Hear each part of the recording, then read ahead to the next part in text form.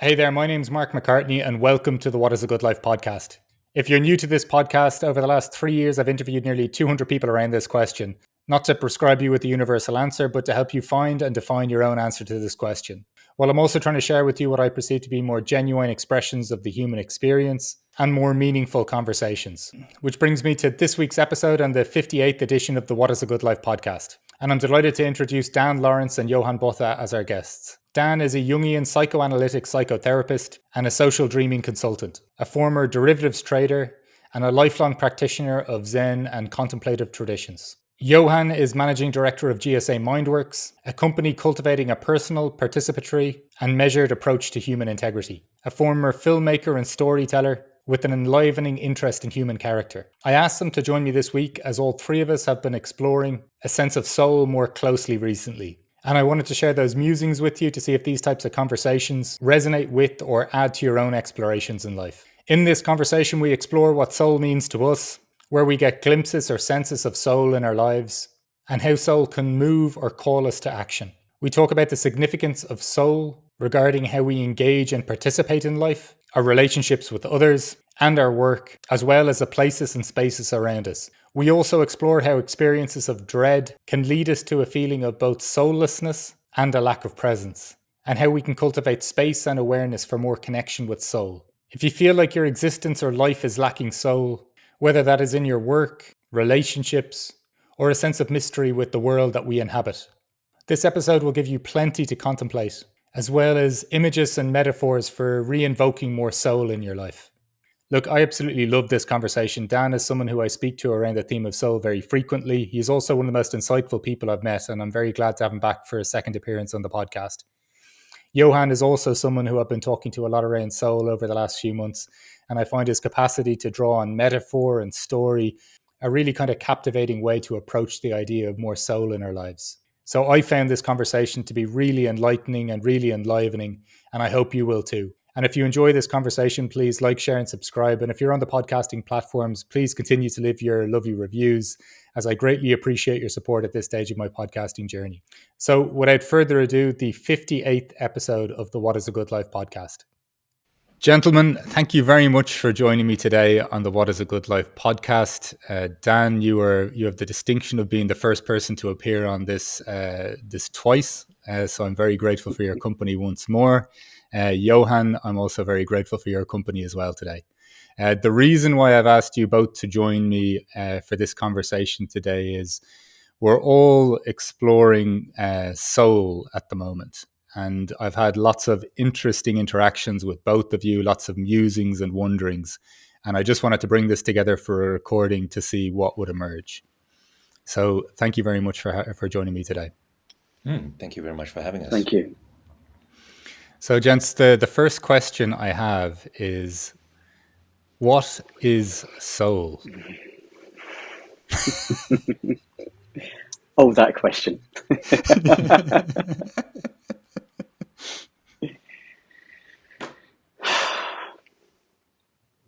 I've given it a little bit of thought in the sense of when I think somebody says they go soul searching, it's not actually the soul that they're looking for. So it suggests that there's it's something in the soul, and so it's something within the mind or within the consciousness experience of the human being that they're looking for. Soul to me just has a little bit of a feeling of also embodiment, not just mind. Like it feels like it's inclusive of the body and the mind. But what it is, I couldn't tell you. I best use it as a metaphor without making it sound like using metaphor or metaphorical poetic speech down, because I think we shouldn't. I think it's very important in also ways which I doubt I could articulate. But at best, I would say I'm often using it as a metaphor to get to an experience. And I think we use metaphor to talk about the things we know nothing about, or which we'd love to talk about, but we don't understand. So, yeah. Oh, I can align with that. All of that. I think I'd add an image in there. I think it's an image too. And I think soul whatever soul is imaged in us and in the world, in a sense.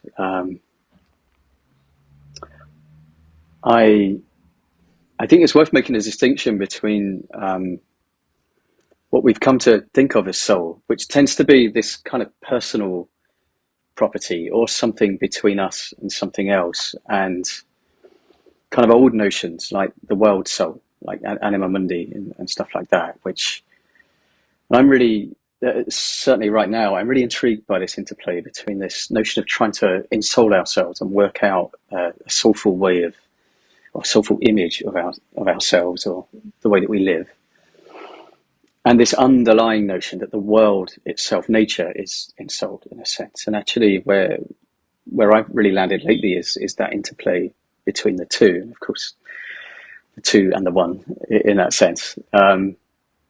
In psychotherapy, and of course, psychotherapy has a lot to answer for, because psyche, which is kind of broadly translated as soul, has become a thing as well in psychotherapy. So, and it's become more, I think, in many places associated with mind, really, rather than, Johann, what kind of you're speaking out of this metaphorical kind of wandering, and this sense of being in the world and a part of the world, and embodied in some kind of way too. And what I really love when I'm working with people is when, to say it poetically, because that kind of fits, is when people become unwrapped to themselves in a way. All the wrappings of mind and self-image, or whatever their language is around themselves, start to kind of open, and then you might just begin to kind of work out what this working out of soul is in a life, in a sense. But you almost have to put the other stuff down for a while first.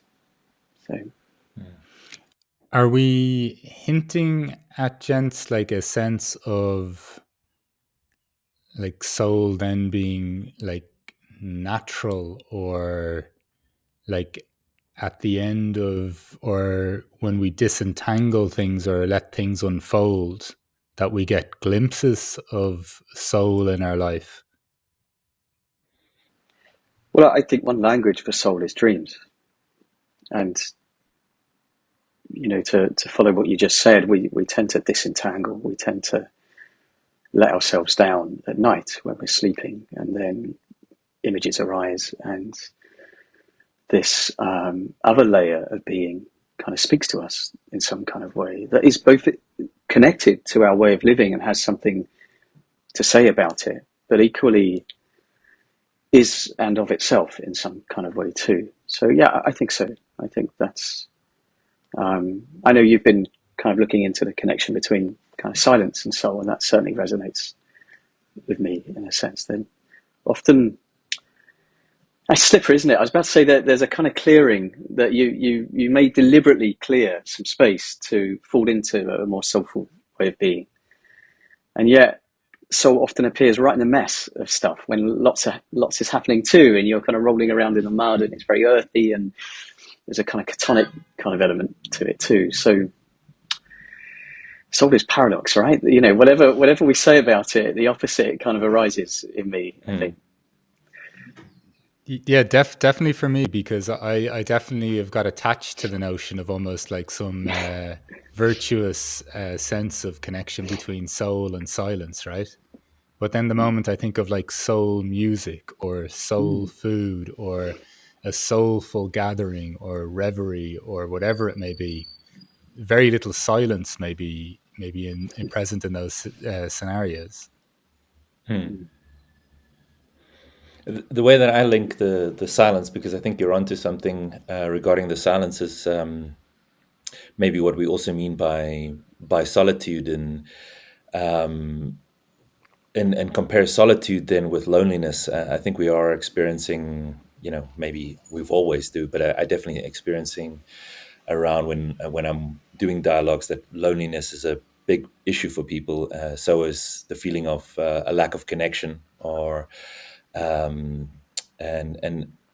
in that way, the way that the image that you speak of also, Dan, the image that I have of soul is almost a kind of spiritual connection also with yourself and your silence, and a way of being that is connected then to everything else, if you want to call that the world soul and so on.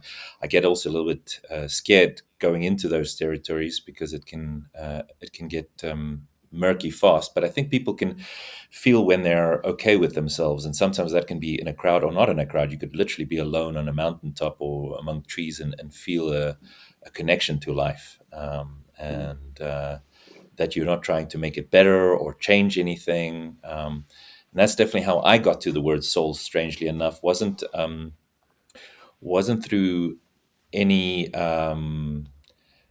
directly any kind of spiritual meditation, although it makes sense that you would. I was meditating on the idea of having a fuller participation in life. There's just that you are a part of everything else, and how to take responsibility, or how to really awaken your participation in life, is for me how I got to the idea of soul. Like, the soul spoke to me as a way of just catching a lot of those ideas that I had together. And when I looked at the history of it, it seemed to hold true. So if I then looked at, as far as I could understand it, Plato's idea of soul, like it seems like it has a spiritual component, it's got a psychological component, and then it's got a ethical component, like so it's it rings true again when you want to participate in life. There's probably an ethical component, but I know when it gets too moralistic that it's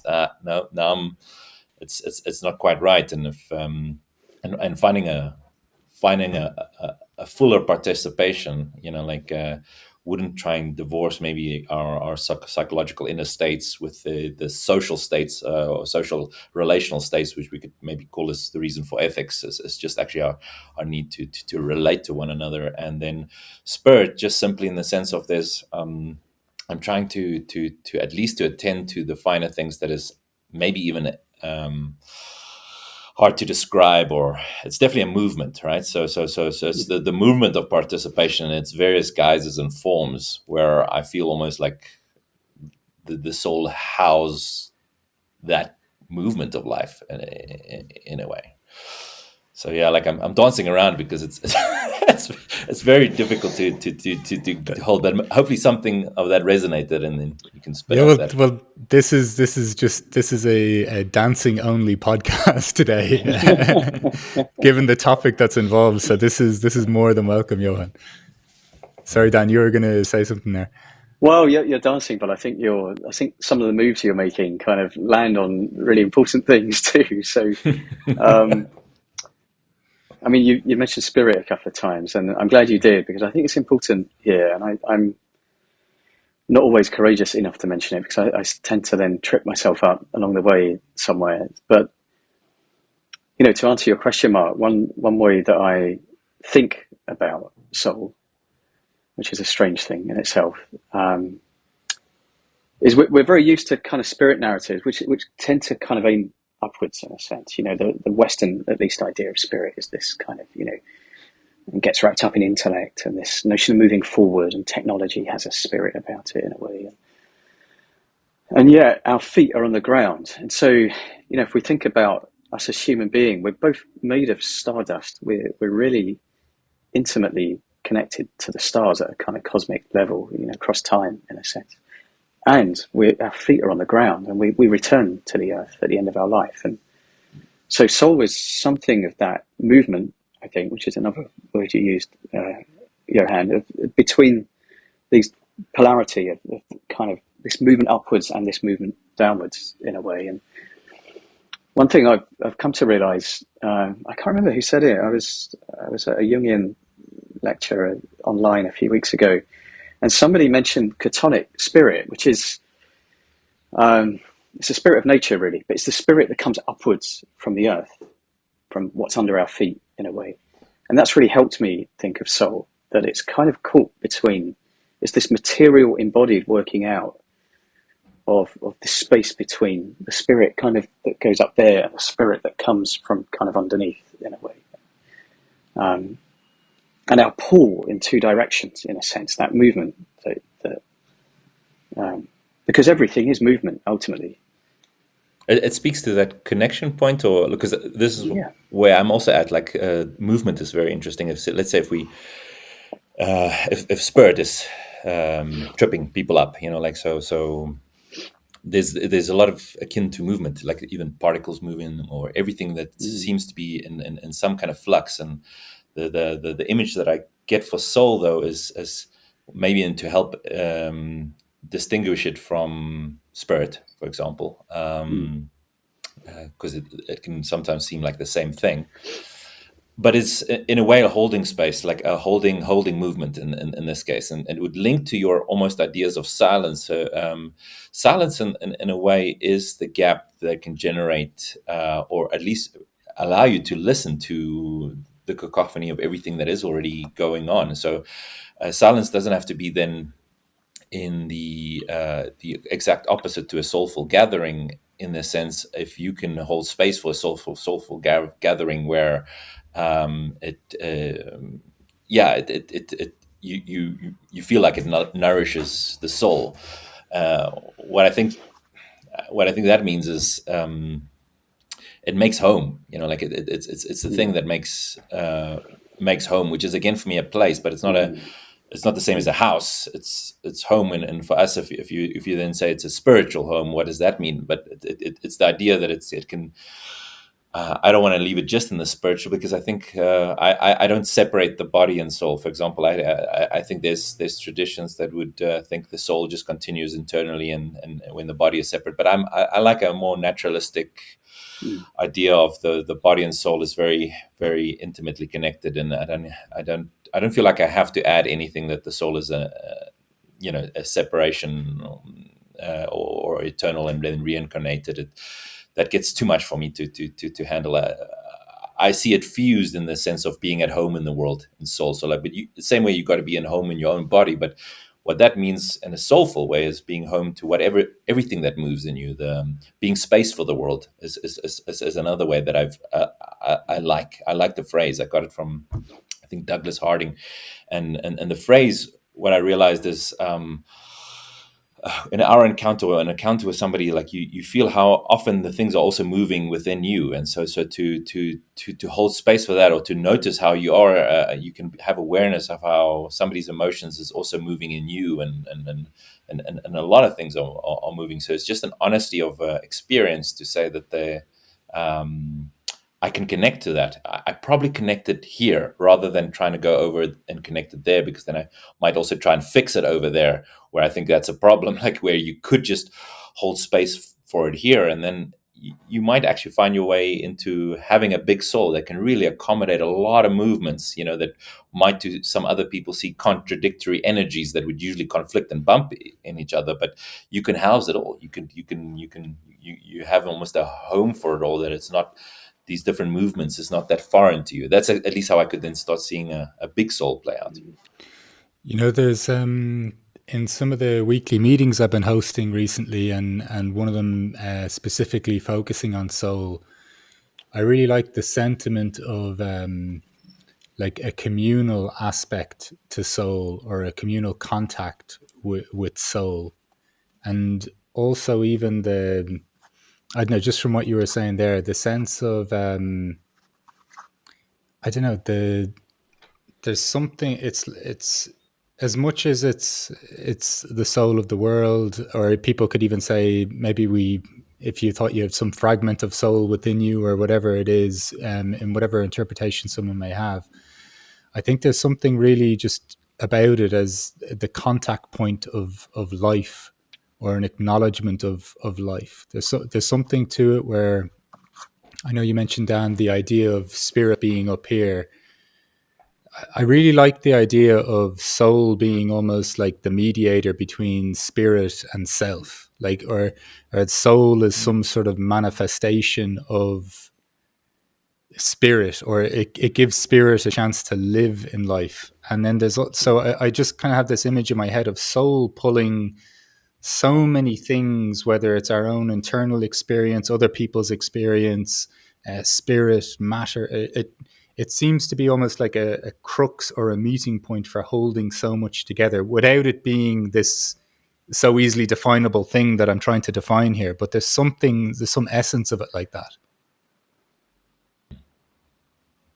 Yeah, I think, it reminds me of McGilchrist and his work, and this sense that relatedness and relations are before relata, what is related, in a sense. And so sometimes we think of soul and we talk about the things of soul, like music, like home, like a good bottle of wine, like the birth of the child, death. But it's our relationship to it, and it's the connectedness of it all to our life, our embodied life, in a sense. And so when I think of these different iterations, and I share your kind of ickiness, Johann, I think, with I've got one foot in religion, in a sense, and yet, when you talk about soul in religion, things very quickly lose their fluidity and their paradoxical kind of flavor, really. Sorry, Dan, why recently, could you just elaborate on that? Why do you feel that about soul in that context? Well, again, I mean, it's certain contexts in religion. It's not fair to kind of say that of all religion, but it's we'll say within the Western Christian tradition, in a sense, because you start talking about what soul is, rather than, we don't have a soul. We end soul over time. I think it's that movement. Somehow it's a kind of liminal movement, and then at the end of our life we might look back in a soulful way upon how we've lived, in a sense. But religion tends to talk about the soul or souls, in a sense. And yeah, I've recently been looking into an old tradition within Christianity, which there's a German word, Seelsorge, which is loosely translates as care of souls, and it's kind of what used to describe pastoral counselling within certain kind of parts of the church, in a sense. And what that was really about was just helping people examine their relationship between things, between their idea of themselves and God, or the way that they live and the way that they want to live, or their kind of in this way of movement, kind of explore their spirituality, their way of living, in a sense. And I've been exploring that word from the perspective of psychotherapy, because I think psychotherapy has lost its way. It's psyche therapy, it's cure of souls, and yet there's not much soulfulness in therapy nowadays. So I've been leaning into a more religious tradition of Seelsorge to try and connect the two, and to see if, again, in that connection, there's a way of kind of reinvigorating either pole of that, in a sense. But I think it is all about relationships and these kind of connections between things, rather than the thing itself. Can I just get us to take a step backwards for a moment and ask both of you, what compelled you to take a closer look at soul, or what piqued your curiosity at this point in time to reflect more upon the sense of soul? The voice of soul in my life, really. Well, I mean, and through various ways. I mean, we've talked about the body. There's we've talked about before, Mark. My physical illness. 3 or 4 years ago now, which is, invites you into this space of the body is speaking to you in some way, and that's it's an invitation into a relationship with this kind of embodied soul, in a way. Dreams, in that sense, the dreams of my clients in psychotherapy, the way that I found myself responding, or found myself over time feeling the gap between me and a more soulful way of practicing, in that sense. And how in the field, in the room between you and this other person, and these kind of relationship in between, this field-like quality to that, the soul of which you are both a part, as well as your individual working out of that, how something in those dreams will point more towards a soulful way of working in that way. So the voice of that in its multifarious manifestations, I guess. Yeah, I think I touched a little bit on it for myself. Was the word that I've been using a lot in my dialogue practice is creative participation. And I was working with that, like to have a not just any participation, but what I meant with creativity there can also be interpreted in many ways. But for me, was then closer to a kind of soulful participation, like a very like a there's a creative energy and spirit in creativity that probably was already linked in that thinking. Um, I guess I like the idea of um, the animating principle almost in the body or bodies, like or in matter. And so that's how I got to it.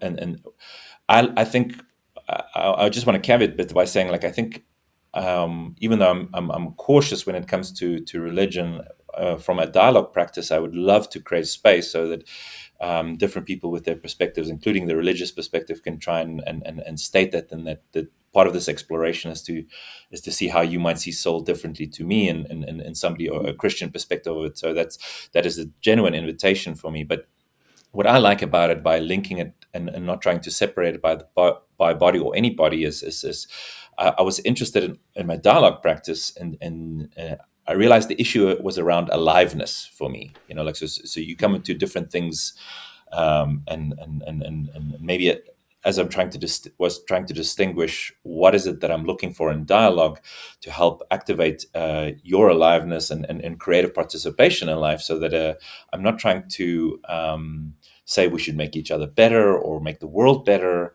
but actually find our way of being in the world, like just who we are and how we want to participate, and that this is enough. It's often when we the grand schemes of making it world better is sometimes so far-fetched that we just trip ourselves up and everything else, and it looks like it can quickly get to a mess where, just going from, like, you're here, how do you want to participate in this thing? And one of those little things that I keep going back down to, and I don't know why that's an issue, because clearly if you're here and you're breathing, you're alive. So how's aliveness an issue? But somehow I feel like there is a little bit of soullessness, or there's a little bit of lack of, when in a conversation where you feel renewed or enlivened by it, and when I have a good conversation, how even if it's a tough one and I disagree, you could see how, like, it could still activate my sense of being in the world, and so aliveness became an issue and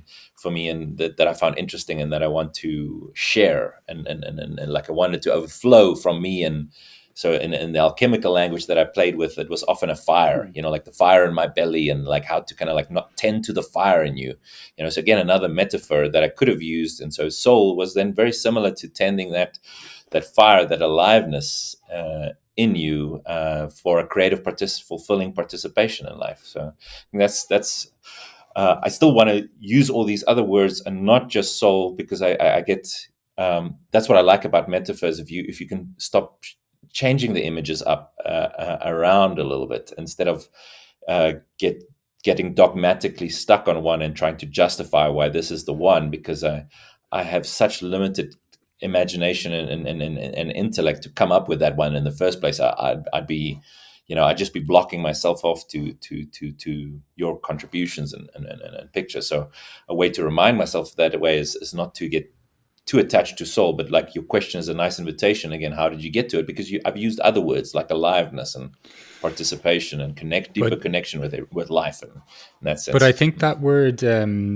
aliveness for me is kind of what's brought me to this inquiry as well, some way. And also, I'd say there seems to be a relentless focus in society to label everything and to explain everything and to define everything.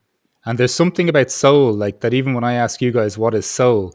There's something lovely about even getting groups of people together to discuss soul, because it brings us to a point where nobody's coming in with a fixed answer straight away. And so it automatically opens up a playfulness, an uncertainty, um, a fumbling, a reaching for metaphor. And it creates these circumstances where we can actually engage with that enliveness in real time. We're not theorizing aliveness. And I think one of the ways that we're suffering the most is, even just to touch on what you said there, Johann, our obsession with trying to make ourselves, like, to improve ourselves. I think in that push, we're and even with our kind of scientific model for interpreting the world, we're limiting areas where we can go. Like, we're reducing our lane to, we have to investigate with what is absolutely known here, or where I feel I stand in a point of expertise. Where I think there's something wonderful about soul. Like, I haven't a fucking clue how to define soul, and I've been reading books upon it and having conversations about it for months now. You know, I didn't take a stab at that question because I didn't have an answer. You know, I let you guys make fools out of yourselves.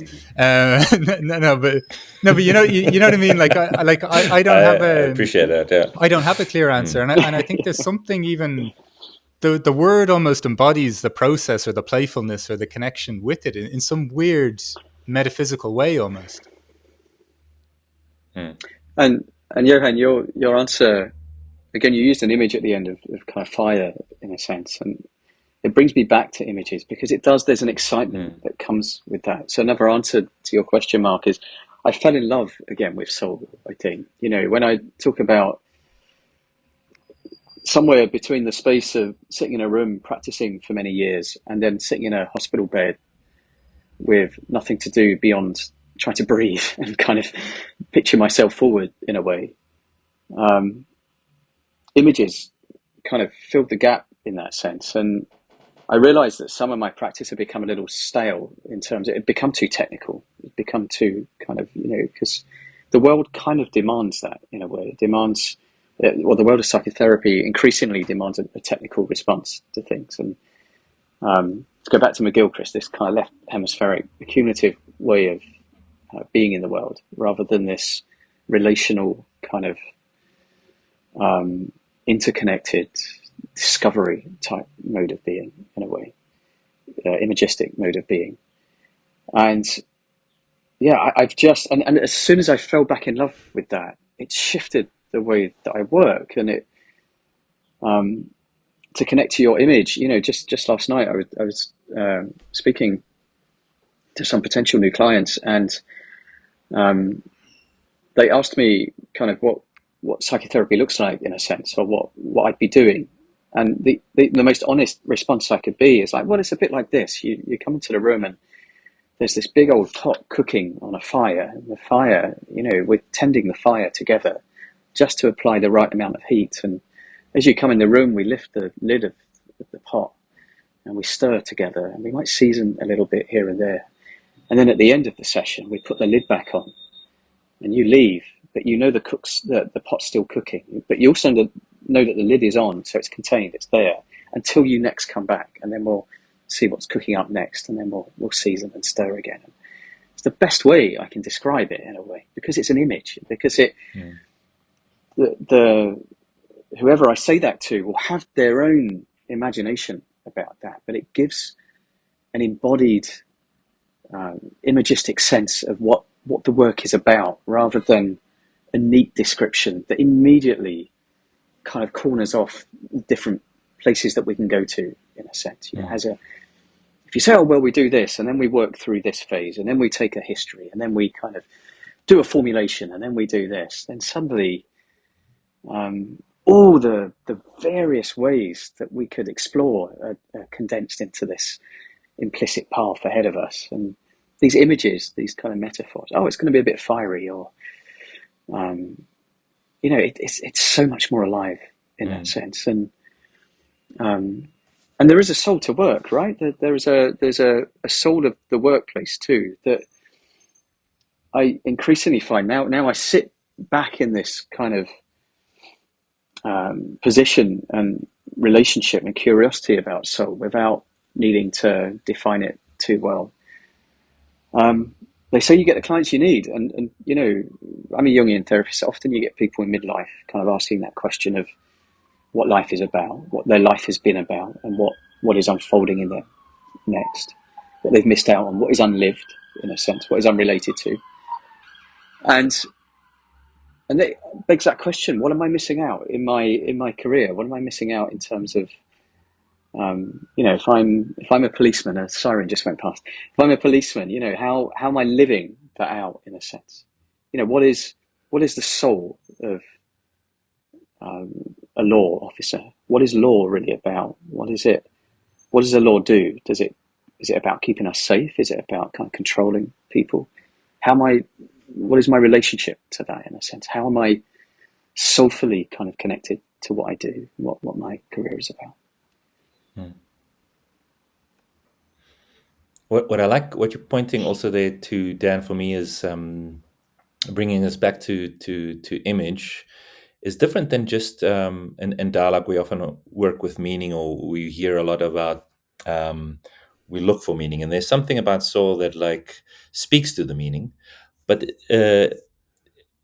image is also another way which can also speak to mystery, like in the way that you at least open it up, so that having a soulful relationship does not exclude meaning and even rationality. If you looked at, like Mark, you said, like some of the ancients loved to see the rational part of us as the highest part of the soul, even, or whatever. So they didn't even exclude that, but they did have the various faculties, and so it would include that. Like there's something really, there's like a real homecoming to soul, like that is just that is equally strange, like it's that's why I guess I like the word participation, because you can, in a way, it's like participating with the mystery, with the images that you can come up with, and not explaining them all. Like I'm sure, like sometimes, sometimes if you can present somebody with a metaphor or an image, you don't always have to explain. Like sometimes it's just nice to present it, and see what it does, and then how people would interpret it differently, and activate their imagination. There's something about that makes me think of just the unknown and the invisible. And, even the sense of soul not being something that I can point to or capture or contain. And just even the investigation in of not knowing where I'm going sometimes with soul. Like I love this sense of it, not pretend, like I think I don't want to make it sound too virtuous by saying there's some sort of like sense of, like, a few people in the groups that I've been running have been touching or pointing to the idea of an ancient wisdom. And there's something about this for me that just, I don't know, like it's wise, but it's not known, or it's I try to point to soul, I try to say what it is, and I can't quite distill it or capture it. There's something like really potentially effortlessly wise or unknowable about it. And when you're then even talking about a homecoming to yourself, like if I'm coming home to, like if I'm orienting in the direction of soul, it's not like it's a goal where if I do X, Y, and Z, I get it. It's this continuous unfolding, and I don't know about you guys, but even in maybe dialogue or contact with soul, like if you wanted to, if I'm asking a question, and it's not that it's this direct process that what is my soul asking of me? Like, it's not going to be 5 bullet points, but I even just think the question just invites a space, an exploration that, once again, it's just continuously unfolding and orienting me. It's not defining or kind of finally giving a finality to the question that I've asked.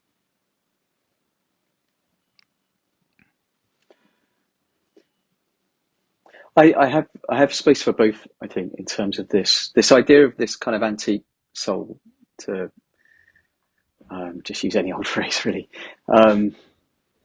It's the way that you take it up, I think, is really important in a sense, because I think it's a bit like Jung kind of talking about God and saying, well, there's a truth to God, there's a psychological fact, and that the idea of God, the complex of God, has existed through time across religions as a way of explaining mystery. So there is this objective quality to that. The ontology of that is, I'm happy to leave that up to other people in a sense. So, and similarly with this idea of a kind of antique soul, this kind of storehouse of, and again, it goes back to images really. For me, it's a kind of library of images and symbols that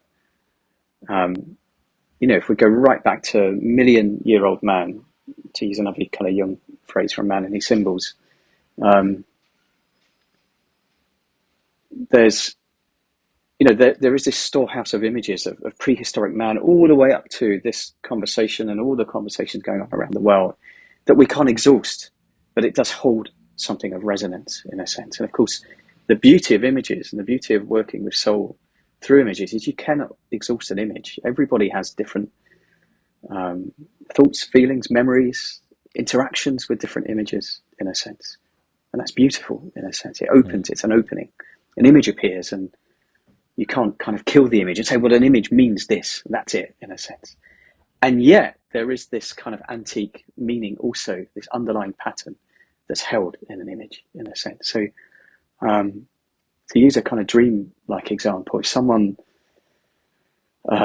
someone dreams of a tree and in the tree is mistletoe. Now, they have their personal associations to mistletoe. So when I say the word mistletoe, you might kind of think of kissing under the mistletoe at Christmas or something, or, there's kind of cultural layers to that. There'd be personal memories of you having your first kind of Christmas kiss with whoever it was under mistletoe or something like that. Equally, there's a kind of antique meaning of mistletoe. I mean, mistletoe grows in trees, and back to nature, it kind of drains the sap from trees and the fluid from trees. So ultimately, mistletoe is also a type of parasite.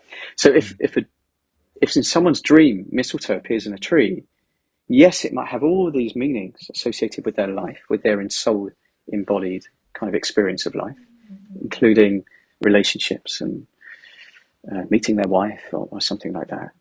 And yet there's this other meaning that is more antique, that is bound in nature and the kind of existence of mistletoe and how it lives, how it interacts with other things in nature, that is also useful as a lens in terms of what it might be, kind of what the dream might be interacting with us about, in a sense. So what in my life is growing somewhere, but it's feeding off something else in me? And then what is my alignment to that? And how does that interact with my own experience of life? And so it's just opening and opening and opening and opening. And that's what I love about this kind of, this dialogue, kind of approach, participation, Johann, in your sense, that soul invites us to participate with it at a personal level, at this kind of collective level, and to put everything on the table and just look for the patterns, in a sense. And when you said participation earlier, Johann, immediately the other part of me filled in mystique, and then you said something about mystery in a way, and it is a kind of participation mystique. We have to be prepared to almost kind of lose ourselves in the image or in soul, to be able to listen to it in a sense, and then reapply it to whatever comes next and whatever comes next in some way.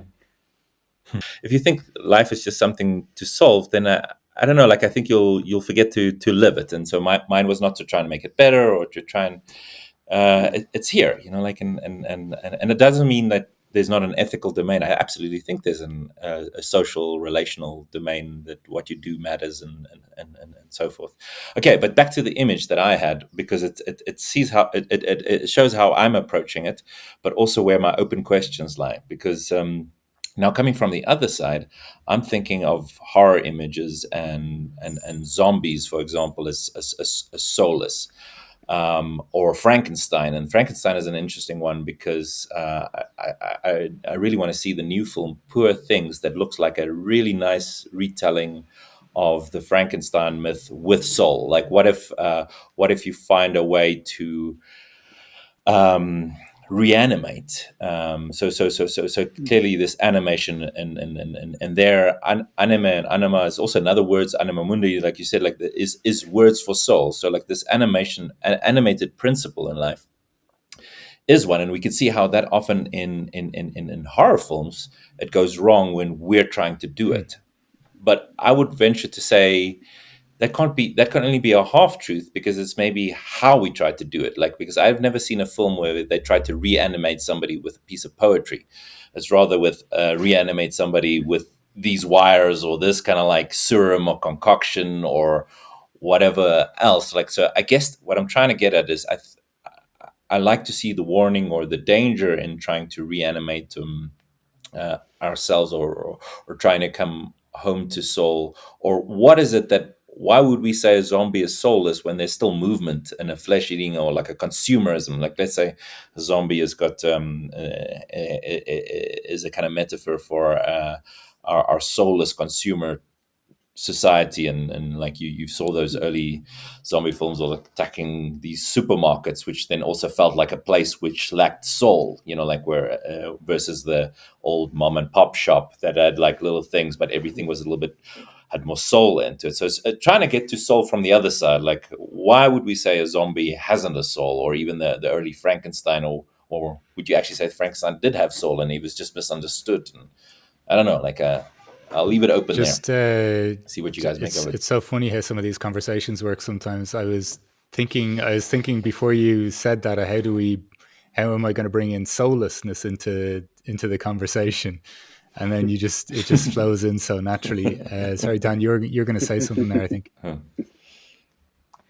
I just, I mean, it reminds me of the old Jewish idea of the golem, which I don't know if you know much about that. I mean, I'm going to give a really shortened version of it, but that would be, the golem would be constructing out of the earth, out of clay, out of mud. And the rabbi, it was almost like a last resort to construct the golem if something that needed to happen hadn't yet happened, in a sense. And so this big kind of figure that mindless would be constructed, and then life would be breathed into it. And of course, anima, to use that word, has roots. Latin anima is also breath. There's an old Celtic word that is very close to anima, which means breathing, to Sanskrit. There's a Sanskrit word that is close to anima that is about breath too. And the rabbi would kind of breathe life into this anima with this one task to do.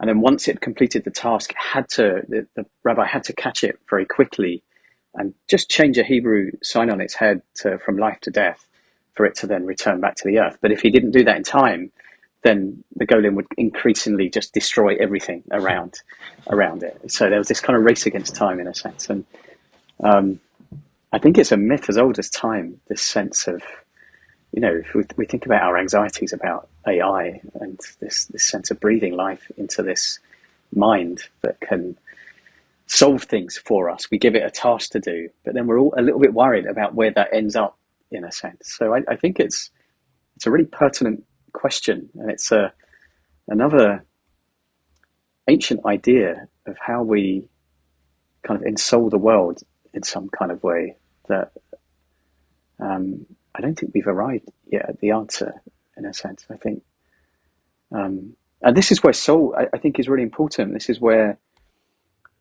I was saying to someone yesterday, who works in tech. For me, the biggest technology around, the most ancient technology, is soul, and is dreams, and the way that soul communicates with us through dreams, through images, through spontaneous, through participation, and what arises in the space in between, in a sense. And yet, in a very kind of left hemispheric way, to go back to McGilchrist, we're trying to engineer that in some way. We're trying to engineer a better version of it, rather than sinking back into nature, in a way. And of course, we're increasing the gap between us and nature is suffering. But is there? I'm really intrigued by the idea of what is soulless and how that can even occur. And it's a bit like what your observations on aliveness, Dan, Johann, is, and then even Dan, even just we were talking about breath. Like, we're always breathing. How could we even suggest something feels like someone is full of aliveness and some people aren't? And then by extension, even just the idea that we could consider something, whether it's an institution, an ideology, whatever it may be, we could attribute the idea of soullessness to it. Just from your guys' perspective, just what do you think starts to cultivate even a sense of soullessness? Like, just even, I'm not talking about anything on a wider scale, just on a very human, individual level. What do you think kind of points us in that direction?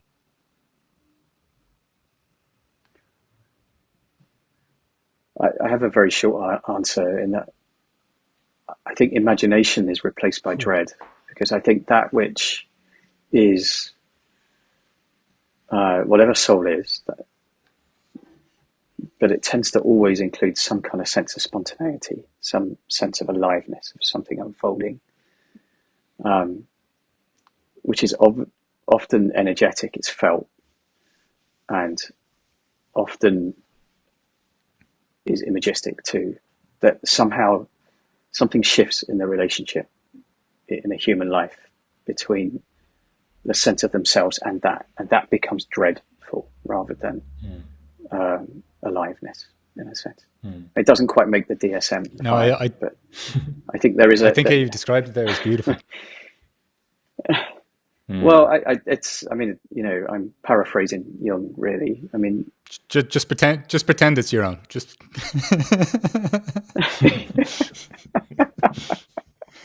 If only. But I think it is. I think it's the kind of if you sit there long enough in that perspective, it's the kind of clients that arrive at the door that understand something of that. It's a certain kind of often in people's midlife or second half of life that occurs. Yeah. I'd like to continue on that one. I love the imagination. What I like to bring with that, the sense of aliveness, is presence. So if I feel something is soulless, it's like I'm actually maybe at the work office and nobody's actually present to what they're doing. They're probably all in dread or in somewhere, want to be somewhere else, anywhere but here. But let's just do it to get through our day with as little drama or headache or whatever as possible. But it actually, unfortunately, by trying to avoid the conflict, they're not present to whatever is there that needs confronting or needs dealing with. And how I would like to link that to imagination, because imagination is something big that I love inquiring into. It's through some, and I forgot now whoever, a few people mention it, and the one that comes to mind now is Iris Murdoch, but a few has point to a distinction between, and it maybe goes even back to Coleridge, between fantasy and imagination. And one distinction that makes sense to me is I could imagine you're in this environment that feels like soulless in the workplace, and people are actually busy with fantasies in a sense, like trying to just be anywhere else but here. But fantasy in this sense that I mean is trying to escape the reality of just where you're at. Where I think imagination is for me an active seeing and participation with the world, with what's there. So it's not an avoidance with what's there, but it's being able to see it from different perspectives. Like empathy needs imagination to try and really get a sense of how it's like from your perspective. I mean, I can't literally go there, so I'm using the faculties of my imagination to move around and to try and sense into things, and to work with my intuitions and the images that's coming to mind, and so forth. Where I take then the distinction with fantasy, kind of you can get caught up in your own fantasies that seems to separate you from being present, and there's something. So it's a strange one to use. That's why I had to explain what I mean by those, but. Being present is key, to notice that you're actually, working with the imagination rather than how I'm trying to explain fantasy. So if you're working with the images and how they're coming up, and you're staying with them and you're being present with them, and seeing how they are reflected in by those who you're sharing it with, I think then we're practicing the imagination. You could see how fantasy could is associative. So I think it's a continuum. So you can't just say you don't do fantasy. I'm not trying to make it bad. I just think you can, where you start drifting away with your own narratives, with your own self-talk, with your own fantasies of daydreaming and stuff, where we start drifting away, that it actually can make you become less present, and then almost in a weird way less alive and present with other people, because we forget then that we're at the office with other people. And so the next thing you know, they all might be in their headsets and having some awesome fantasies, but when you're walking in there, it feels soulless in a way. Like I would find like there's no aliveness, because there's something that emerges in our relating with one another that is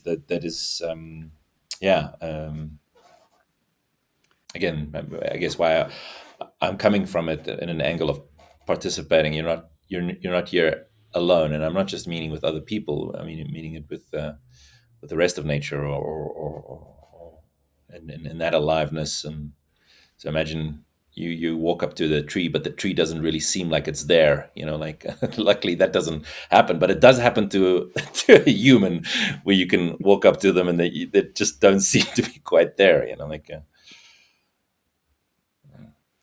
Yeah, because often those fantasies that people are lost in are also repetitive.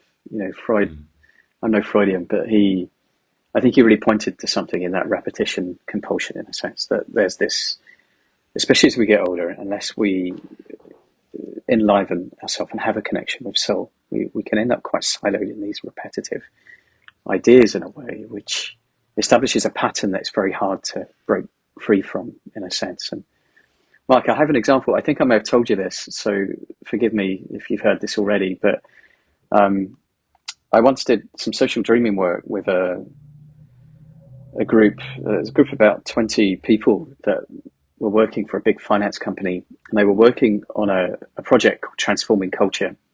And they'd been working on it for about a year or so, and they produced a 150-page document on transforming the culture of this very large kind of worldwide finance company. And no one could connect the document. It was just awful.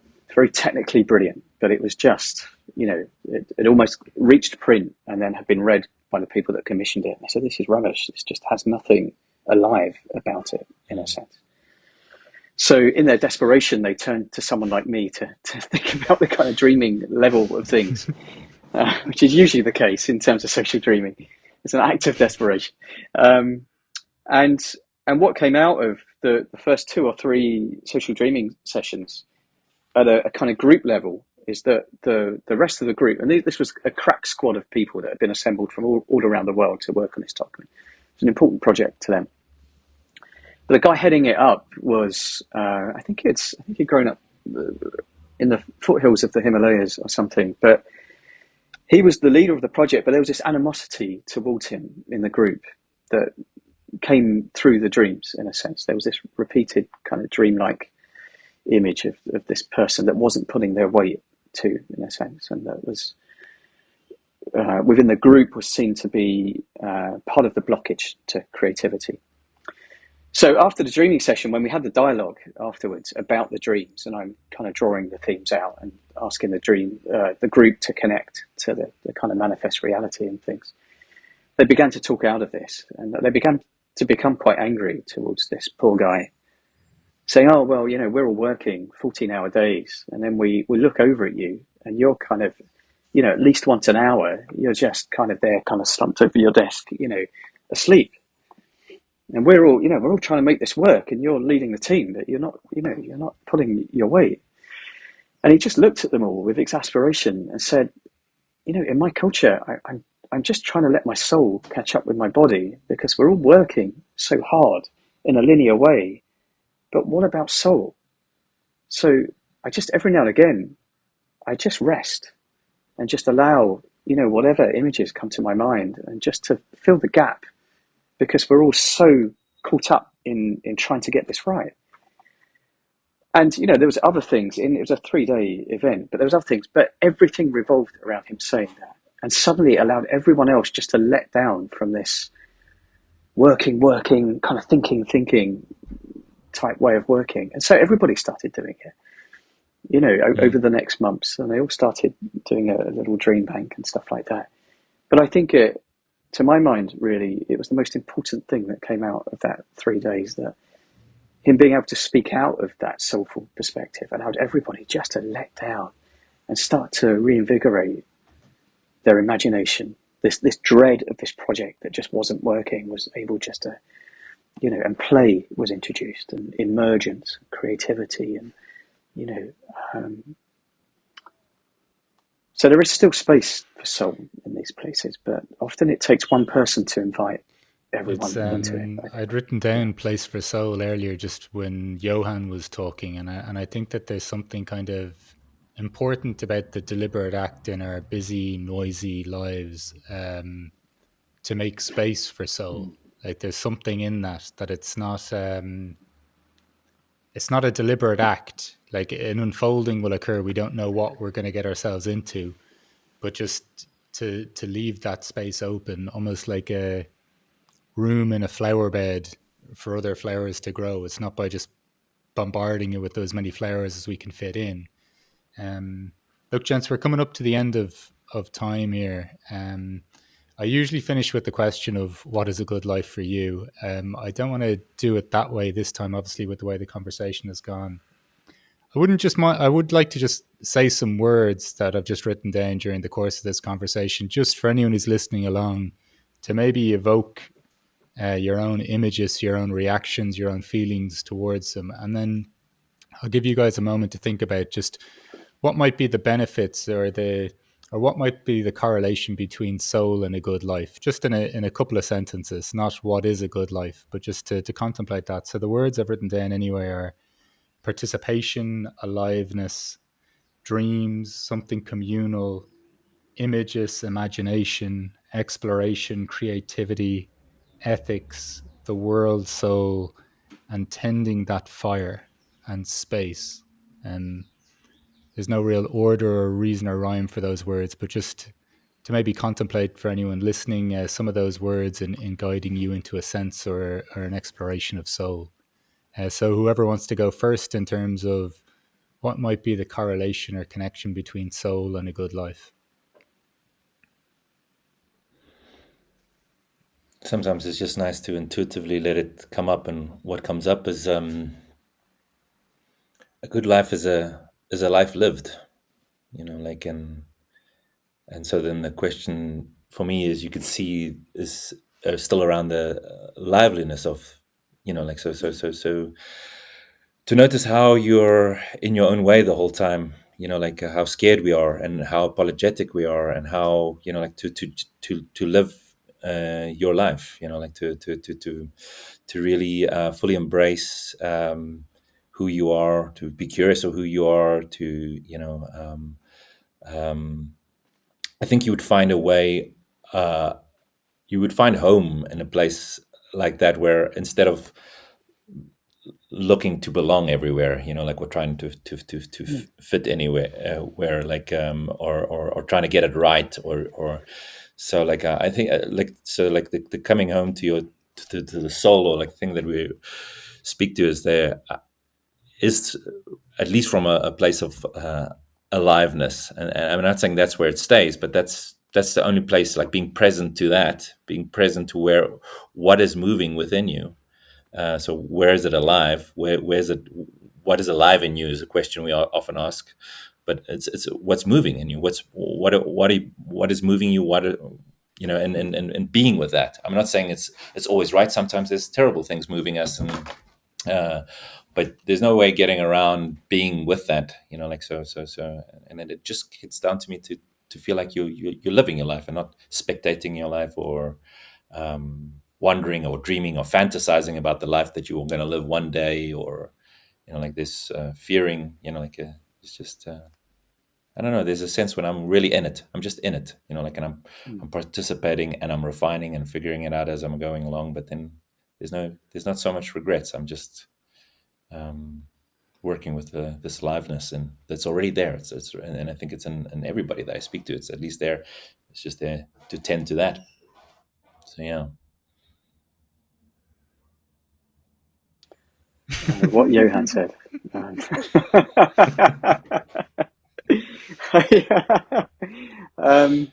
There's two things that come to mind. One is a bit more abstract, and one is just an image that springs to mind. So I'll start the image, and it's walking my little dog. There's something that I'm deeply connected to in walking her at the moment. I live in Greenwich, just in London, and there's a beautiful big park here, and just that point at which I let her off the lead, which I think is a metaphor in itself, as we enter the park. And just both kind of, again, it's participation, both observing and participating in her movement, her interaction with the world, her excitement, her deep interest in this particular patch of ground, this kind of playfulness with another dog, this, and not quite knowing where she's going to go next, in a sense, and following her lead in a way. I just delight in it. I really do. It's my favorite part of the day. And then secondly, it is, and there's something in that which is about contentment. I don't mean contentment in that kind of, it's another word that gets taken up in many different ways, but it's the kind of contentment that is contentment with life as it is, in a way, in all of its messiness, in all of its unfolding, which always includes suffering, always includes doubt and confusion and death, ultimately. I often witness that when I've worked with people that are dying, that have a terminal diagnosis. At some point, some people suffer in their death, and some people never. There's a great fear that all of us carry ultimately about death, and one of the tasks of life is to reconcile to that, I think. But often soul somehow appears along the way, and that time when people really know that they're dying, their soul offers some kind of contentment that, this is a part of life too. There's an inevitability about that. And yet, at the same time, people that I think have really lived a life close to soul have their own innate sense of contentment too, that they've lived, to go back to what you were saying, Johann. And there's living close enough to life, I think, is something about soul. And being tethered in both in the earth and in our bodies and in the vast beyond at the same time, in a way. And yeah, that was it. Gents, that brings us to the conclusion of this wonderful walk or exploration through soul. Thank you so much to the pair of you for joining me today on the What is a Good Life podcast. I've enjoyed the hell out of this, and I look forward to future conversations with you both around soul. Thank you very much, Mark. Thank you. And Dan, it was lovely listening to both of you. You too, yeah.